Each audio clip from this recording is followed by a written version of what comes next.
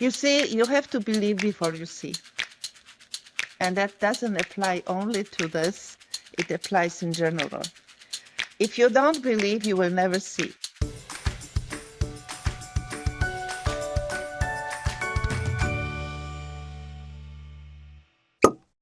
Well, hello and welcome to Uncorking a Story. I'm your host, Mike Carlin, and today I'm very excited to bring you Dr. Grazyna Pajunen, who I have to say, this was a very timely conversation. I'll get into that in a minute, but she really opened my eyes to what's possible when it comes to health and aging.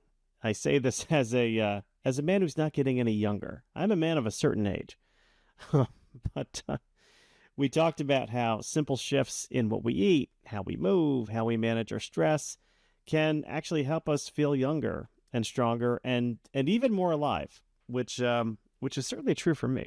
When I'm eating healthier and I'm exercising more, I don't know, I just feel better. I feel better about myself. I feel better about the world. Maybe you do too. I don't know.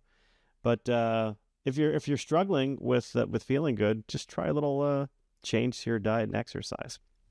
Anyway, it's a message that really resonated with me, especially after writing this book that I just recently wrote and finished, and it's out there in the world. It's called The Waiting Room, and that book does explore life, loss, and finding meaning in those difficult moments we sometimes find ourselves in.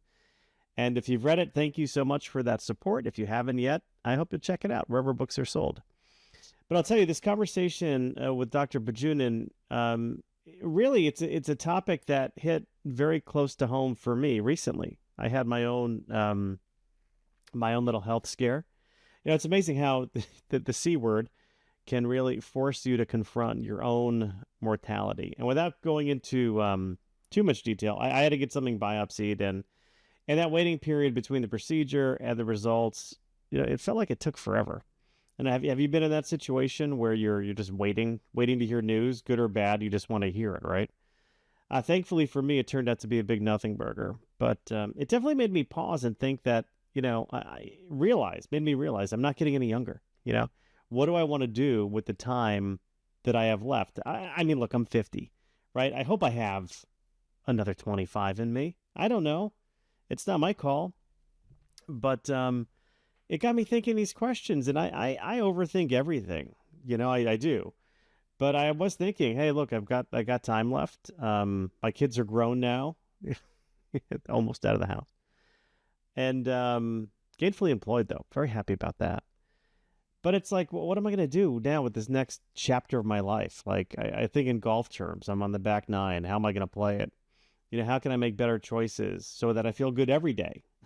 You know, getting back to like eating better and moving more, drinking less. That's a big one. It's a hard one. So I do like a little vino in the evening, not going to lie. But doesn't always like me. Anyway, those kinds of things is what I'm thinking about here. So with that mindset, this conversation really did land for me. So I'm going to suggest that you grab a coffee or take a walk or just settle in. Do whatever you do when you listen to these things, because I know you're going to enjoy this conversation with Dr. Pajunen as much as I did. And look, if today's conversation got you thinking about life's big questions, the big ones, I think you're really going to connect with The Waiting Room. Oh my God, I'm so shameless. So shameless. But I have to plug it. The thing hit a couple bestseller lists already, and I want it to, I don't want it to slow down. But I believe in this book. I really do. I think you're going to love it. Anyway, you can find The Waiting Room wherever books are sold. Now, without any more pitching, not so subtly pitching from me, here is my conversation with Dr. Grazyna Pajunen. Dr. Grazyna Pajunen was born and raised in the historic city of Warsaw, Poland, a hub of culture and education. From a young age, she displayed an insatiable curiosity about the sciences, which eventually led her to pursue a degree in higher education in electronics. Beyond her academic and technological pursuits, Dr. Pajunen developed a passion for health and wellness. This interest led her to explore biohacking, a movement focused on optimizing human biology through science-backed methods. She joins me today on Uncorking a Story to discuss her life and latest book, Biohacking, A Way to a Better You. Look and feel better than you did 10 years ago, which I am very curious about. I will say welcome to Uncorking a Story, Grazyna. Thank you so much, Mike. It is such a pleasure to be here and to be with your listeners and to help any way I can. Well, I'm curious. Let's start from the beginning. Where does your story as an author begin? That's a very good question because I never liked writing. I am a mathematician. I give me problem to solve, and that's what I enjoyed. But I had to write. I had to write papers. I had to write proposals, and it was through my whole career I had to learn and started enjoying. Actually, I learned it's not that difficult. But this particular book, it was based on necessity because I work in anti-aging and it was another story of how I got here. But anyhow, 14 years. And I am working with many, many people, and I have to repeat the same things over and over and over to everybody. So I said, why don't I just write a book? So everybody would have the basics because everybody is different and everybody needs different guidance. However, the basics are the same. And this book is more like my research because it's not a story, it's a reference book. Which I think it's very, very important for everybody to have, so that you have those basic things which you need for your lifestyle to adjust or to at least know that you are doing them right in order to achieve certain things in your life, like, for example, living to the as long as you live without discomfort and being healthy and so on. So the basics are the same. And I have so this is a reference book with about 500 references. So you can go as deep as you want based on the references to each of the chapters. That is my purpose. So that means that if somebody comes to me and say, okay, what about, for example, nutrition? And we are, of course, talking about the basics and we adjust for the person. But if they choose, let's say they say, I want a keto diet, right? So go here to this chapter and check what this is, what, examples of how you need to eat in order to, and why should you even consider this? For whom is the diet? So this is just one example. Sure. The same for exercise activities, not everybody have to run marathons and not everybody needs to go even to gym every day. But movement is critical if you don't move, there is nothing is going to help. And the same with the supplementations are stress reliefs. If you are stressed, no matter how good creams you use, no matter what kind of supplements you take, no matter what, if you cannot manage that for somehow, there is nothing is going to help because your immune system is cut off. So you don't have defenses. So now, good luck, right? Well, talk to me a little bit more about biohacking and what it actually is, because I don't know too much about it. And I know we jumped kind of right into the book, but tell me a little bit more about biohacking in general. Well, let me tell you the definition which I use for this book. So the biohacking is the art and science of optimizing and improving one's biological functions physically and mentally through systematic self-experimentation. Now, this self-experimentation can be different for different people. It can be, I am using the methods with my clients usually where are not invasive at all. I am really focusing on, I tell you, your body can heal itself. You just need to give certain things to your body so it starts producing internally from inside out the things that you really need for optimal performance. So basically, biohacking, in my definition, is optimal performance. Our bodies, our system is much more powerful than we can even imagine. And even look at your brain. Why do we use only a small part of our brain, right? What is the rest? So it was always puzzling me, that I am reading about some people being able to achieve much more than most of us. So is that they are different? They are superhumans? No, we are all the same, but it is like every skill you can develop. So whatever you focus on, what is important for you, what do you want to develop, and you focus on, you can develop, and you may achieve whatever you want to achieve. I mean, people have to understand that they are no victims. And that's a very important statement. No victims. We are creating our own life, and we have to take responsibility. So if you say what kind of life you want to live, you are not going to accept that at certain age you need to for sure lose your mobility. At other age you go, very probable you will get Alzheimer's, or at a certain age you will get cancer because a lot of people do. No, these should be exceptions. The rule is, and it should be, that we can live without problems to the end of our lives, healthy. But what is reality today, that we live longer and longer, and people are focusing on longer telomeres and so on, and they can live longer, but life in health is shorter. And also you would like to be able to perform anything you do, even at your job, at your business. You would like to perform optimally. And achieve optimal doesn't mean push,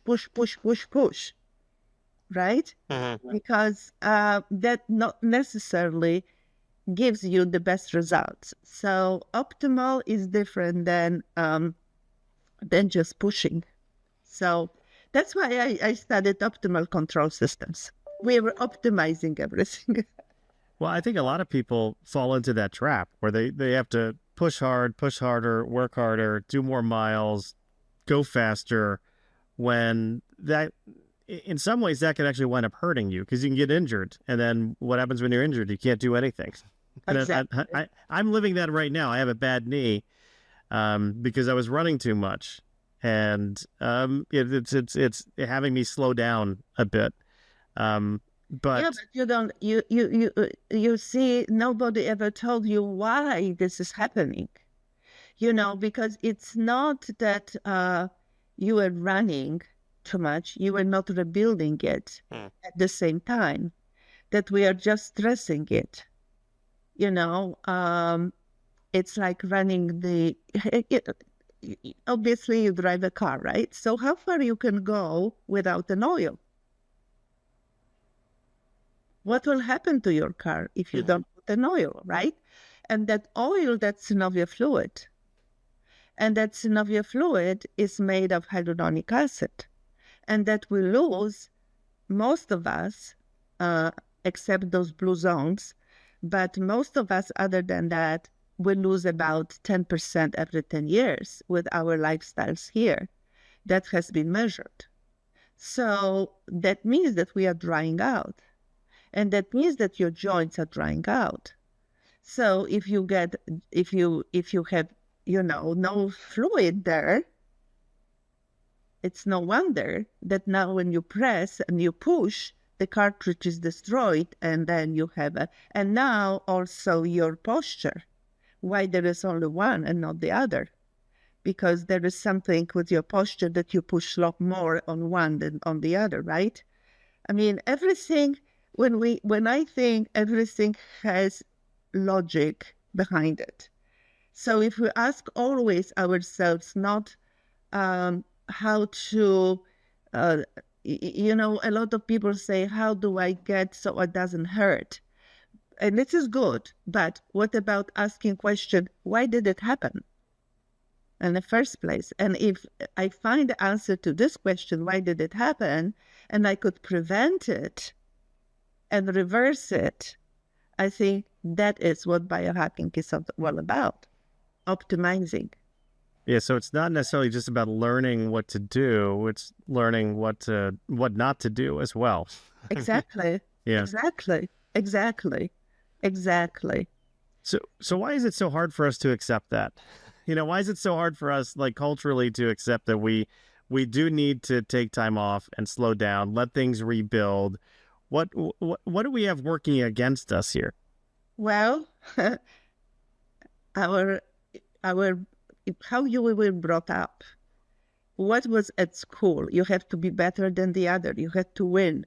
You had to compete, right? And that was important. I know it for myself. In order to come here, in order that they invited me to United States from Poland, I had to be really good, in what I was doing. I had to win the proposals. I had to prepare the lectures. I had to take care of my son.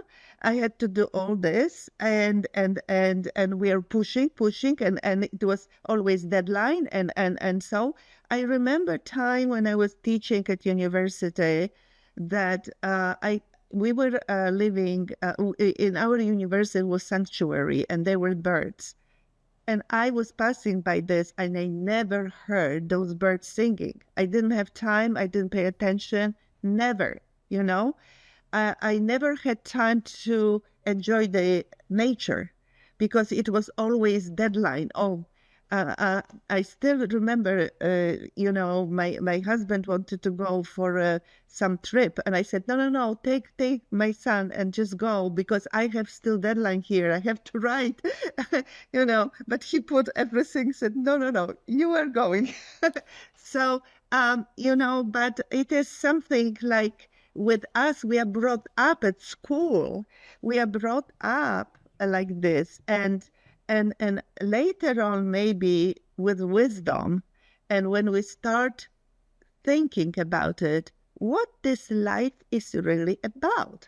Is this life really is about how big house I have, how many cars I have, how much money I have?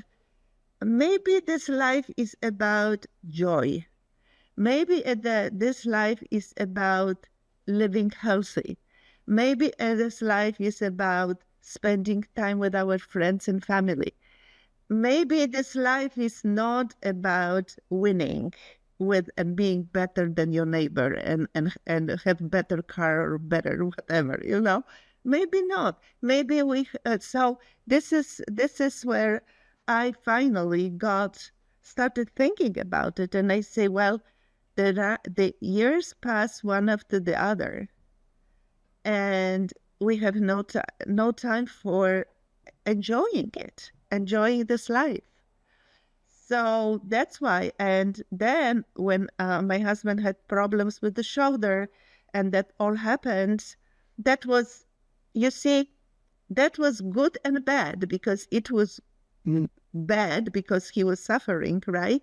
But it was good because it gave me like possibility to look into the anti-aging stuff and help him. And through helping him, I started helping others, and this whole thing started turning around. And then I noticed how terrible is the stress, what is it doing to people, and this negativity, and this, you listen to news, you open news, and they try to frighten you over and over, and it's like all the time, all day around, it's going and going and going and going, and everything what you hear many times, you start believing. And you start believing that, actually this world may finish and that we are going all die, that we will have no food, we have nothing. When we are all okay, we're all okay. And if we just adjust few things in our lives, if you just understand that your body is a masterpiece, if you would understand that your body can rebuild itself. This is how it was constructed. It was supposed to be able to rebuild itself. And you have to just go out of the way and not disturb it and give it what it needs, because it is like amazing workers, but they need material still, because otherwise how you can rebuild? Maybe in the future, some yogi can live without food, but I haven't seen it yet happening. So at this moment, I think we need to eat to live. So that begs the question, because I think a critic might say, well, that's easier said than done, right? It's easier said to, okay, we need to be more stress-free. We need to treat ourselves better. We need to eat better. We need to exercise. And there are ways of doing it. And our body can do it. Like our body, as you were saying, is built to repair itself. But how do we get there? How do we change? How do we change? This is an amazing question. Number one is decision. You have to decide that you want it. Number two, you cannot do everything at the same time. You do step by step. So number three, you can get the book and do it yourself, or you can just call, like me, for example, and we can set up a program, and you have somebody to help you. The helping community is very, very important, especially today when everybody is working with their computer and so the community, the other people, doing it together, or having somebody to guide you and some accountability. And don't try to do too much, but one step at a time. You change one thing and then you adjust something else and you track it and you have a progress and it excites you. And then you say, oh, it started working. Oh, fantastic. So let's keep going. This is, I think, the best way to do anything. It's like, well, how do you cook a frog? This, Yeah. this story, right? The same way, just increase the temperature. And slowly, not everything at the same time, and not get overwhelmed, because then again, it's supposed to be fun. That's supposed to be natural way. Like start from, maybe if you don't eat correctly, start from changing your diet, or maybe don't eat, intermediate fasting is phenomenal. So maybe start from that. Exercising. Well, people think that they have to exercise for many hours a day and they have no time. No, do it 20 minutes a day. Get up 20 minutes earlier, or maybe go for a quick walk after dinner, and do it like 30 seconds, very, very fast, and then slower. And so just change few small things, and it will do. If you do it, it's not what we do, but what we do on a regular basis. That's what counts. And how important is intention? Why we're doing it? Can you speak to that a little bit too? Because it's not just what you do; it's why you're doing it, right? Absolutely. So intention is, again, how do you want your life to be? If your knee hurts today and you don't do anything about it, do you think it's getting better tomorrow? Right? Usually it doesn't. Usually, and now, if you go with joint replacement, then you start asking yourself a question: why my knee hurts? Because that was my question. Why my husband's shoulder was doing that, And I was talking, actually, everything I know about this topic is from Dr. Brady, who is a professor of orthopedic here in Florida. and also orthopedic surgeon, and he told me every problem with joints is the generation of connective tissue. And I say, okay, if this is the problem, how do we solve the problem? Well, let's understand what this connective tissue is built of. Connective tissue is everything, like about 80% of your body. You have it everywhere, eyes, skin, everywhere, right? So if that degenerates, it doesn't influence only your joints, it influences your entire body. So I said, okay, so connective tissue is built of collagen, hyaluronic acid, chondroitin sulfate, and other glycosaminoglycans all together. Now, I found out that GMP labs in California, they discovered a natural source that happens to be bioidentical with our own body. So it's one-on-one. So that means that this body, our body can recognize this as its own. So, but still in the nature, the molecule was too large. So what they did, they hired scientists from Stanford, Cornell, and Harvard, and they worked for 20 years to optimize that molecule.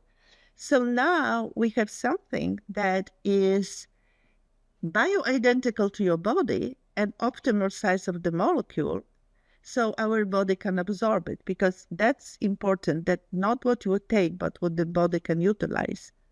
So now you take it from under your tongue and you saturate your body, and now your body can put it in the place wherever it needs to go. So if this is the truth, so that means that one of the things, then look at the joints, how this is built. And if you look in the joint, there is a synovial fluid here, right? This is actually your knee. Synovial fluid is right here, right? So then, if this is gone, then the cartridge that covers the bones it's getting used, destroyed. And then you have bone on bone and it starts hurting. So if you cut here, right, and put the metal here, that's one of the solutions. But is that the solution? Because go back to the problem. The problem was the generating of the connective tissue. So if we put this, does it solve the problem? No. It maybe removes the pain right here if it's done correctly, but you still have to worry about your bones. That is also connective tissue, which degenerates, right? So that is something that once I understood it, that, if you don't solve this problem, then the other knees start hurting. Then your eyes will go. Then your gums will go. Then your hair will go, because all of this is that connective tissue. So isn't it better to solve that problem on that level instead of, but when you wait too long and when those bones grow together, then it's too late, because there is no way to put it back. That's synovial fluid here.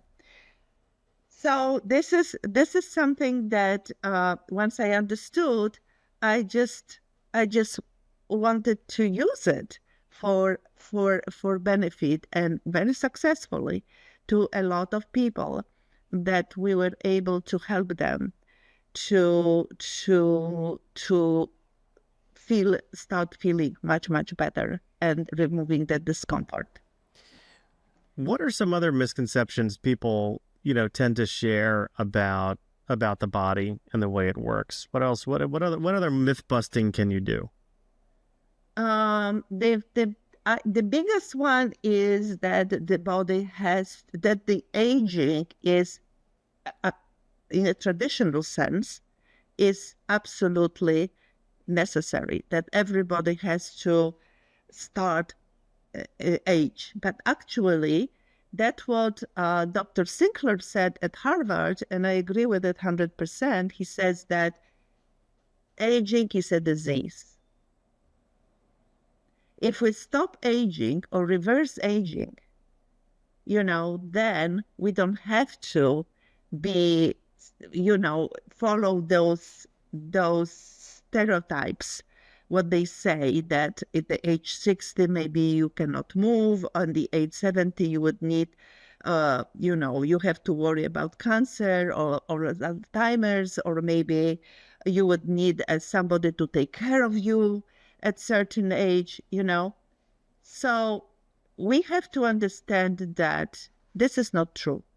Actually, that was proven in Harvard, that our body or ourselves remember about our youth. And the only thing we have to get there.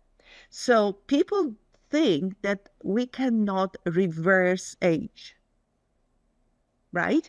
That we can only get, every day we get older. Where I tell you, no, we can actually every year get younger, if you adjust certain things. So for example, they are two age.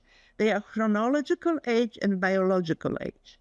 So chronology, like I am 74, right? There is nothing I can do about it. I was born at certain age that day, and I am what I am, right?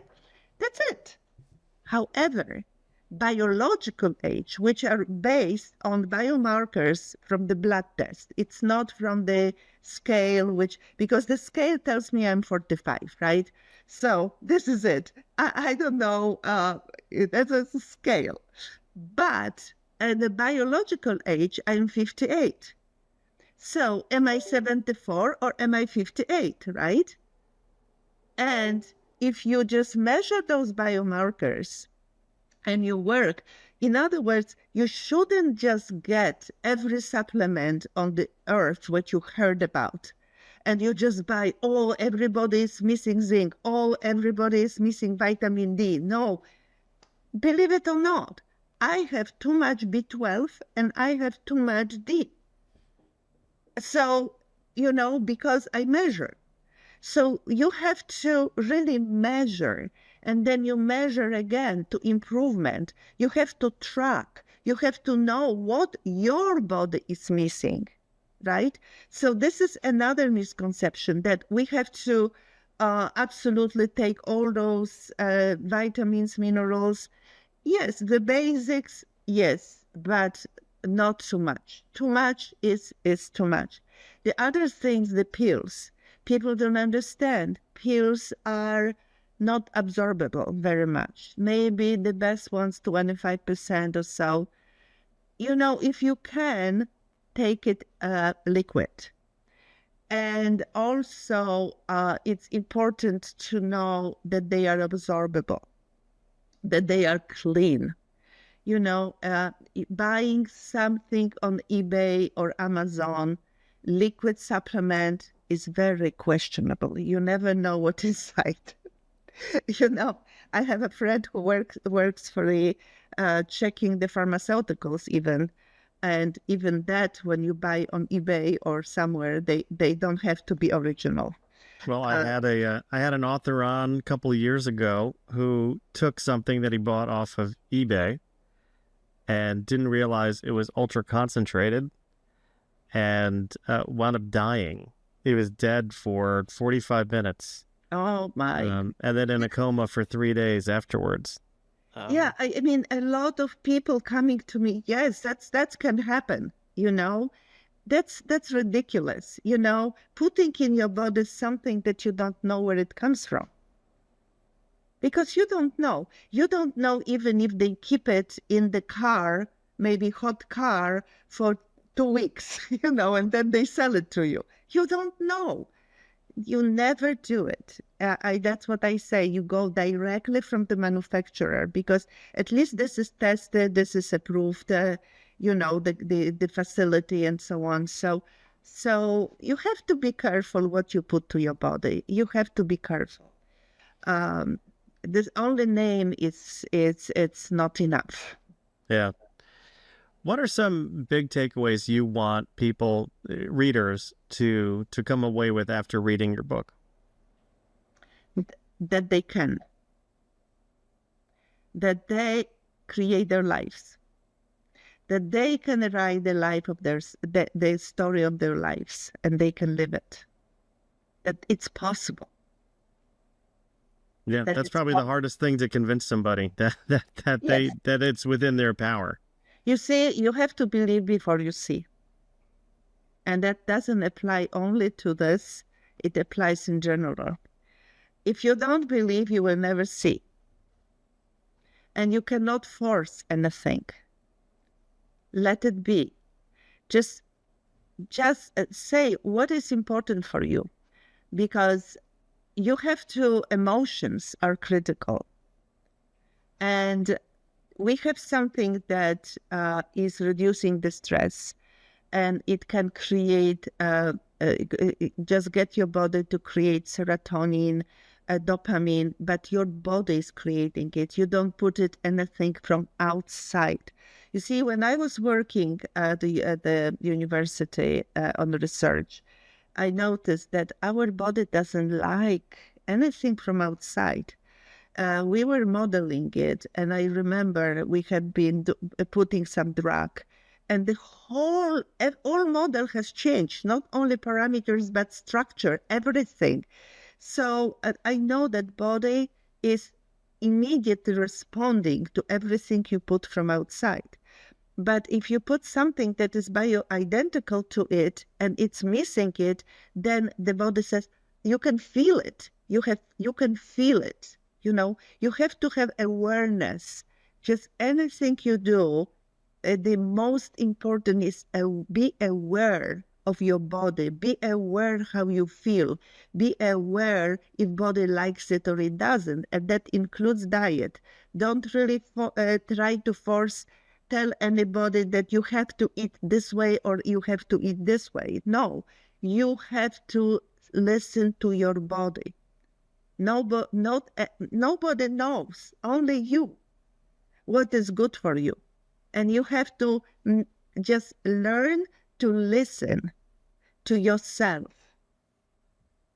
And definitely, I would switch off this television. I mean, because if you cannot change it, and it just destroy you because it gets you nervous, gets you angry, all these emotions, anger, and so they are going to cut you off from what you want.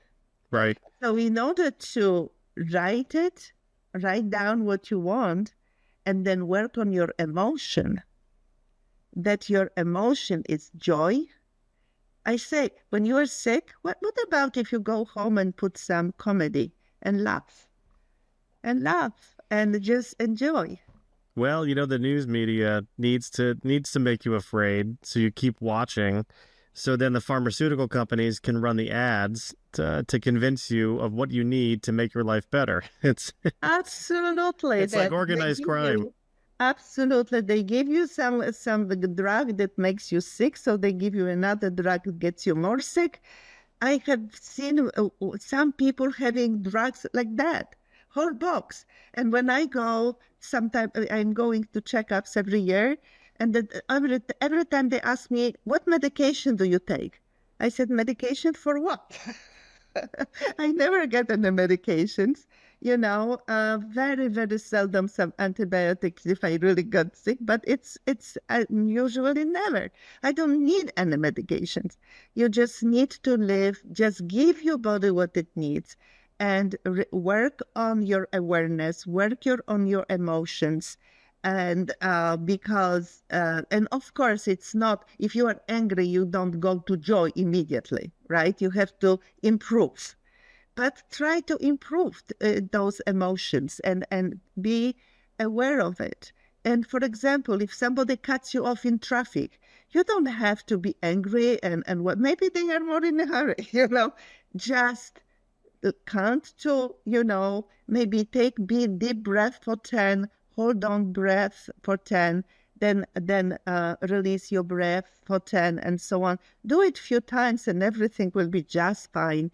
And you have to remember always, anything what is happening in your life, it always have two ends, good and bad, everything. And we have free will to know which, on which end we are going to focus on. And this is something so important.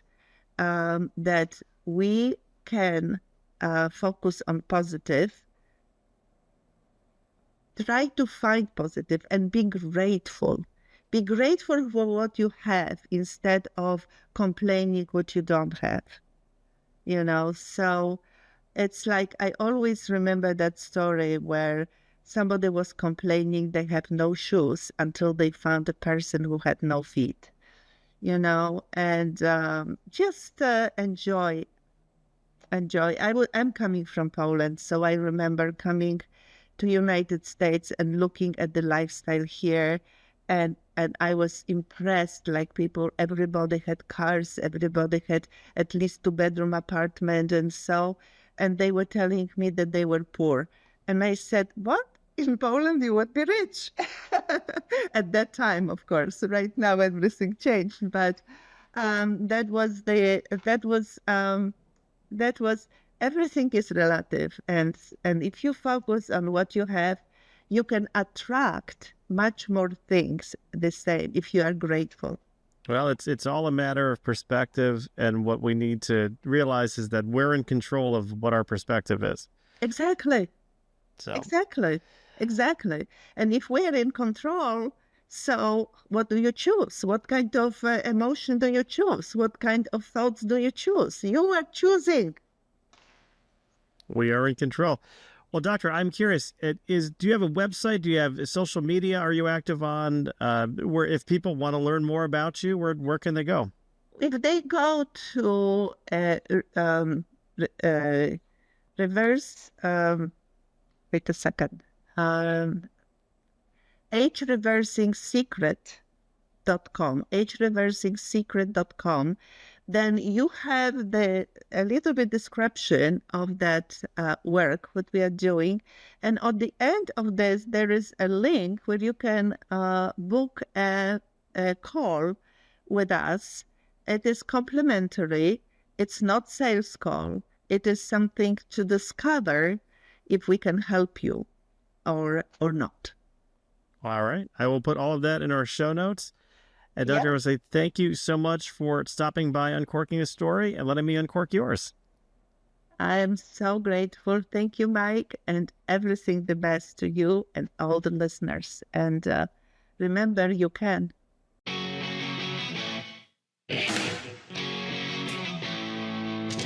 Thanks for listening to Uncorking a Story. If you'd like more information about today's guest or to find out more about Mike, go to uncorkingastory.com. If you enjoyed the show, please subscribe, rate, and review us at Apple Podcasts, Spotify, or wherever you get your podcasts. Tune in every week to hear Mike Carlin uncork a new story.